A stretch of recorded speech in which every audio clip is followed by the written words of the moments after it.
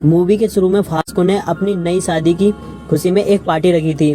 तभी सभी औरतें ऐना के बारे में बात कर रही होती हैं कि ऐना की एक बच्ची होने के बाद भी ऐना कितनी खूबसूरत है। कि फास्को अपने बेटे लिविया को बुलाता है फैमिली फोटो लेने के लिए, पर लिविया अपने डैड की दूसरी शादी से ज्यादा खुश नहीं था और सब लोग साथ में फोटो खिंचवाते हैं। और घर जाने के बाद फास्को अपनी सुहागरात के लिए तैयारी कर रहा होता है।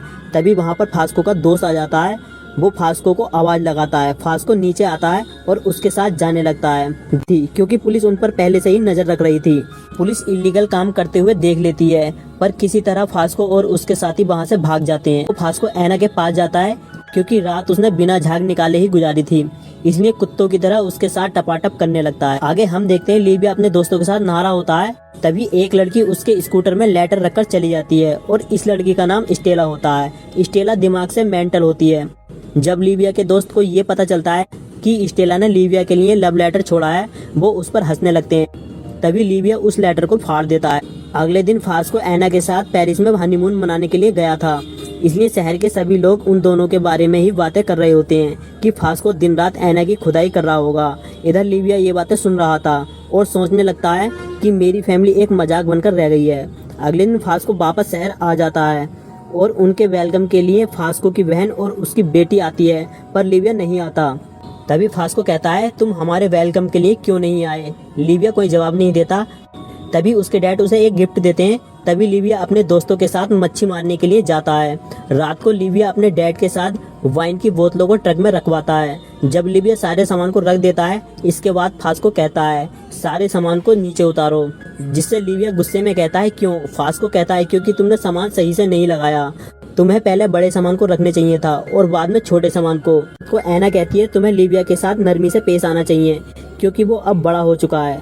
पर फास्को कहता है वो मेरी बातों को ज्यादा देर तक दिमाग में नहीं रखेगा, जल्द ही सब भूल जाएगा। और दोनों बातें करने लगते हैं। इसके बाद फास्को उसे चाटने लगता है और दबाकर घाचाघच करने लगता है। इसके बाद ऐना लिविया के रूम में सेंटिनिया को बुलाने के लिए जाती है, पर सेंटिनिया उसके साथ जाने के लिए मना कर देती है। ये देखकर ऐना सोचती है कि दोनों में सौतेले जैसा बर्ताव नहीं रहा और ऐना चली जाती है। आगे इसके बाद सभी होटल में जाते हैं। तभी वहाँ खड़े सभी लोग ऐना के खरबूजों को देख रहे होते हैं। फास्को जब ये देखता है कि सब ऐना के खरबूजों को देख रहे हैं, सभी लोग अपनी नजर हटा लेते हैं। अगले दिन ऐना और लिविया दोनों रोमांटिक बातें कर रहे होते हैं। तभी वहाँ पर फास्को आ जाता है। दरअसल फास्को को घपाघप के अलावा कुछ नहीं आता था। फास्को एकदम लंडेत किस्म का आदमी था। अगले दिन खुदाई करते समय फास्को को एक कीमती सामान मिलता है और इसकी कीमत लाखों में थी, इसलिए वो बहुत खुश होता है। धीरे धीरे शहर के सभी लोगों को ये पता चल जाता है कि फास्को के पास बहुत कीमती चीज है। फास्को ऐना से कहता है आखिर ये बात सबको पता कैसे चली। तभी लिविया कहता है इसमें बड़ी बात क्या है, शहर के सभी आदमियों को इस बात का पहले से ही पता था कि तुम्हारे पास कीमती चीज है। तभी बातों ही बातों में लिविया अपने डैड से कह देता है कि आपके काम करने वाले कपड़ों में से मुझे बदबू आती है, जिससे दोनों में कहासुनी हो जाती है। लिविया खाने की टेबल को छोड़कर चला जाता है। तभी ऐना लिविया को खाना देने के लिए जाती है, पर वो प्लेट को तोड़ देता है। तभी ऐना फास्को के पास आती है। फास्को ऐना के खरबूजों पर अपना मुंह रख देता है। ऐना कहती है क्यों ना तुम अब की बार लिविया को भी अपने साथ ले जाओ काम पर वो कहता है इस बार मैं उसे अपने साथ नहीं ले जा सकता क्योंकि इस बार बहुत खतरा है। सुबह को लिविया अपने दोस्तों के साथ नहा रहा होता है। तभी सब अपने हथियार को एक दूसरे को दिखाते हैं। तभी वहाँ पर स्टेला आ जाती है और सभी लफेड़ी लोंडे अपना हथियार स्टेला को दिखाने लगते हैं। इसके बाद ऐना और लिविया दोनों बातें कर रहे होते हैं। तभी ऐना अपने संतरों पर दवा लगाने लगती है। लिविया उसके संतरों को दिखाने के लिए कहता है, पर ऐना मना कर देती है और ऐना वहाँ से चली जाती है। अगले दिन दोनों साथ में ही मस्ती करने लगते हैं। अब दोनों काफी घुल मिल चुके थे। कुछ दिनों बाद खबर आती है कि फास्को पुलिस के हाथों पकड़ा गया है। ऐना उसे छुड़ाने के लिए बड़े बड़े लोगों के पास जाती है, पर उससे कोई फायदा नहीं होता।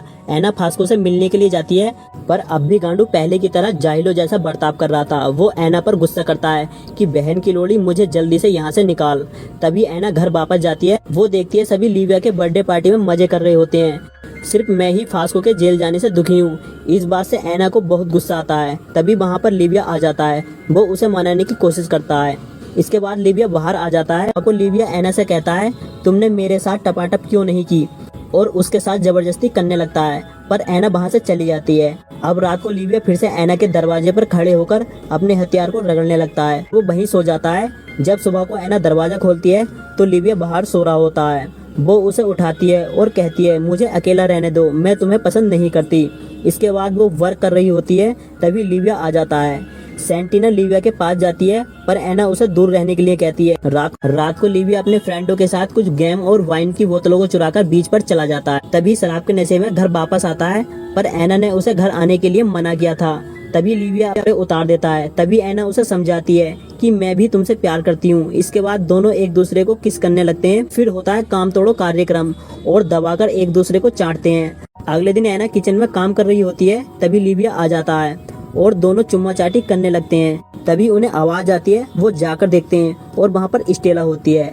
स्टेला ने उन दोनों को घपाघप करते हुए देख लिया था। एना सोचती है ये लड़की सबको बता देगी पर लिविया समझाता है कि वो एक पागल है, उसकी बात पर कोई यकीन नहीं करेगा। तभी दोनों एक दूसरे की गोद में सो जाते हैं। अगले दिन एक तूफान आता है और एक खबर आती है फास्को जेल से छूटकर वापस घर आने वाला है। एना को इस बात से खुशी नहीं होती है। तभी एना ने लिविया के साथ जो किया था उसकी सारी सच्चाई फास्को की बहन को बता देती है क्योंकि एना को अपने किए पर पछतावा हो रहा था। एना कहती है मैं सारी बातें फास्को को बता दूंगी पर फास्को की बहन उसे ये सब बताने के लिए मना कर देती है क्योंकि फास्को की बहन को पता था कहीं गुस्से में आकर वो अपने हथियार को ही न काट दे, इसलिए तुम्हें सारी बातें छुपानी होंगी। और अगले दिन फास्को घर वापस आ जाता है जिससे सब लोग बहुत खुश होते हैं पर तीनों अपसेट थे क्योंकि अगर उसे ये सब पता चल गया तो जाने क्या अनर्थ हो जाएगा। अपनी आजादी की खुशी में फास्को बीच पर जाता है और जमकर दारू पीता है। वहाँ पर उसे स्टेला मिलती है। स्टेला दोनों की सारी सच्चाई बता देती है जिससे फास्को पूरी रात शराब पीता है और रात को फास्को घर जाता है पर वो किसी से कुछ नहीं कहता। पर लिविया समझ जाता है कि बहन के लोड़े को सब कुछ पता चल गया है, इसलिए लिविया घर छोड़कर चला जाता है। रात को फास्को उसके संतरों को छूने लगता है पर एना मना कर देती है, लेकिन फास्को को लेने के सिवा कुछ नहीं आता था। वो जबरदस्ती घपाघप करने लगता है।